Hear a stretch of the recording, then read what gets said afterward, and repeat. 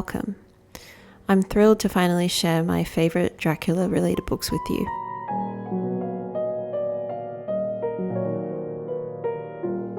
A question I get asked all the time is, why do I love Dracula so much? My short answer is the history and the mystery surrounding him, and in this video I'll be exploring that further with this collection of books. These books delve into both Dracula, the fictional vampire, and Vlad the Impaler, the historical figure who allegedly inspired him.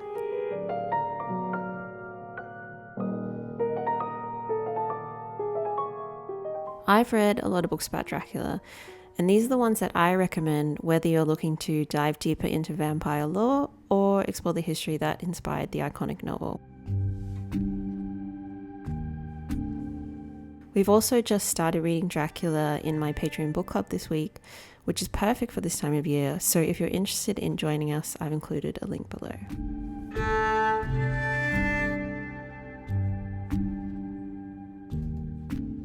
I'm starting off with a book that's very important to me, The Historian by Elizabeth Kostover. This book weaves together historical intrigue and gothic horror. It follows a young woman who discovers her father's mysterious manuscripts about Vlad the Impaler. And as she delves deeper into the research, she uncovers a chilling family secret and is drawn into a dangerous search for the real Dracula.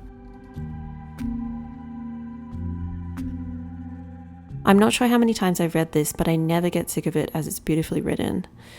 I have a few copies of this, including my first edition copy, which you may have seen before in my other videos, as well as a few different paperback editions. I love the dark academia vibes in this, and it's a book I find myself always coming back to.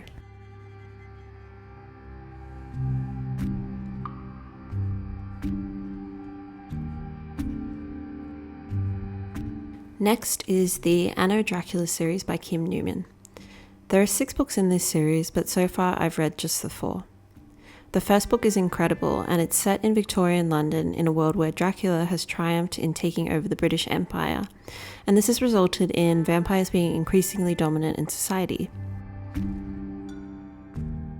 This series is very unique, and it's focused more on the characters who exist in Dracula's world rather than himself.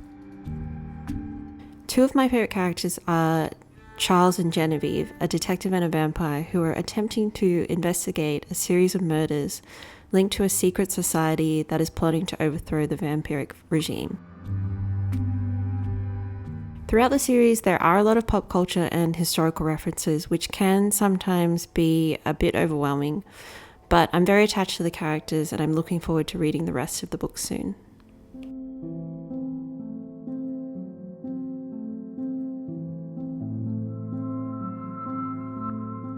These are my favourite books about Vlad the Impaler, also known as Vlad the Third.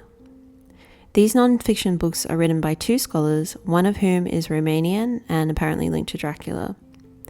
Their research is incredibly thorough and fascinating. Prince of Many Faces offers an in-depth look at Dracula's life. Another question I'm often asked is why I'm so intrigued by Vlad, considering he's infamous for being a ruthless, bloodthirsty ruler with a Machiavellian reputation. But what I love about this book is that it presents him in a different light, showing that while he was indeed harsh, he wasn't as evil as history paints him, especially when you view his actions in context of the 15th century, which was a very bloody time. He led an incredibly tragic life, spending much of it defending his country, and some of the extreme measures he took contributed to his fearsome reputation. In Search of Dracula delves deeper into the connection between Vlad and vampirism, exploring how he may have inspired Bram Stoker's Dracula. Interestingly, Bram never explicitly said Vlad was the basis for his character, though there are many parallels. What I love about both books is how they explore the mysteries surrounding Vlad, such as his empty grave at Snagov, which is very high on my list of places to visit someday. They are truly captivating reads, and I've read both multiple times.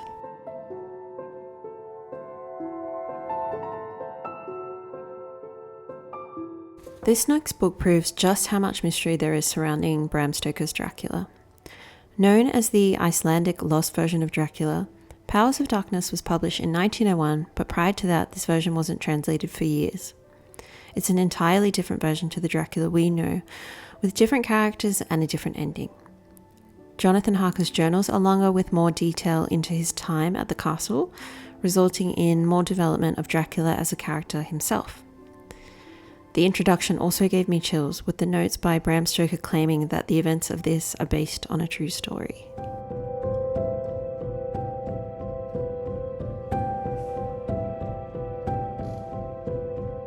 This is another version of Dracula, but this time set in Istanbul. Known as a bootleg novel, it's an unauthorized adaptation that, compared to Powers of Darkness, stays closer to the original story. One of the highlights is the foreword by Kim Newman. Written in 1928, it's a shorter version where the Count terrorizes Istanbul instead of London. It's also the first adaptation to explicitly link Dracula to Vlad the Impaler. This version makes a lot of sense to me, as Vlad spent much of his life waging war against the Ottoman Empire.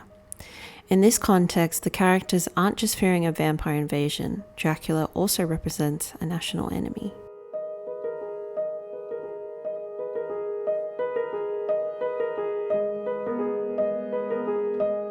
These two books are co-written by, and I hope I'm pronouncing his name correctly, Dacre Stoker, who is Bram's great-grandnephew. Dracul is a prequel to Dracula, co-written by Dacre and J.D. Barker.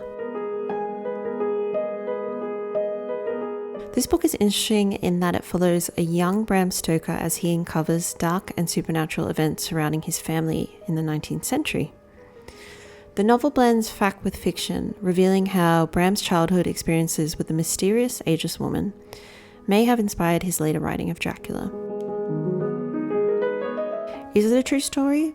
Perhaps not, but to really appreciate this book, I recommend reading the author's notes at the end. This book is great in that it explores the origins of Dracula while adding a thrilling new layer to the vampire legend.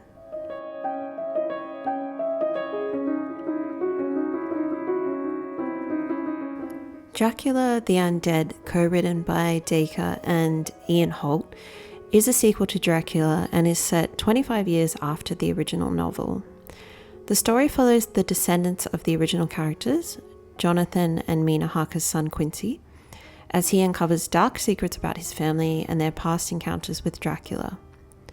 We also see some of the other characters from the original story returning as they are faced with a deadly new vampire.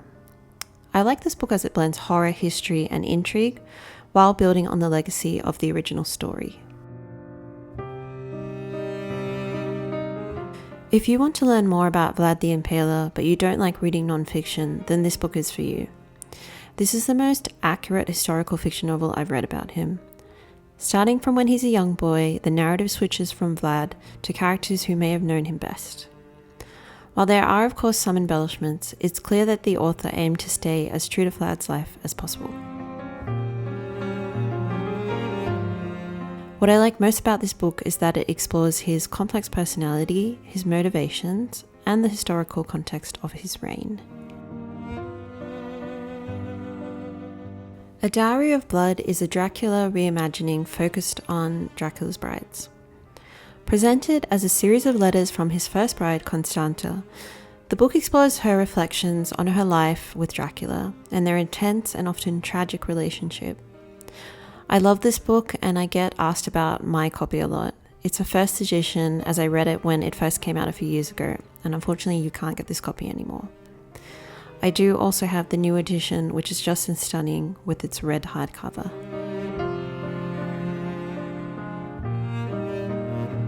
These books are also great, historically accurate reads about the life of Vlad the Impaler. The first book, I, Dracula, is written from his point of view in a series of letters to his son. It starts off detailing his life in the 15th century and leads up to how he became a vampire. So it's a mix of both historical Dracula and the vampire one. The author, D.S. Crow, is Romanian and the details in her books are really lovely.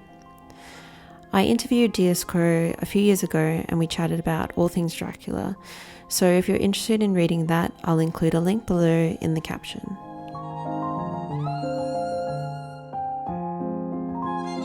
This one is a bit of a bonus, but it's a long-time favourite of mine that I just had to include. Hellsing is a manga with 2 anime adaptations. The story follows the Hellsing organization, a secret British agency dedicated to protecting the nation from supernatural threats, which is led by Sir Integra Hellsing. Her powerful vampire servant, Alucard, not to be confused with the Castlevania character, is actually Dracula. Alucard ranks very highly on my list of favourite vampires. He's a beautifully complex character, and aesthetically he embodies everything I imagine Dracula to be, right down to his voice. Given that he's animated, I guess this shows how high my standards are for him in adaptations.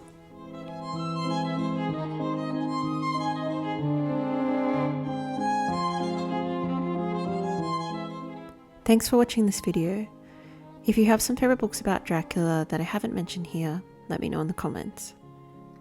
I'd also like to say a big thank you to all of my Patreon supporters. If you'd like to subscribe to know when my next video is out, you can do so here. See you next time.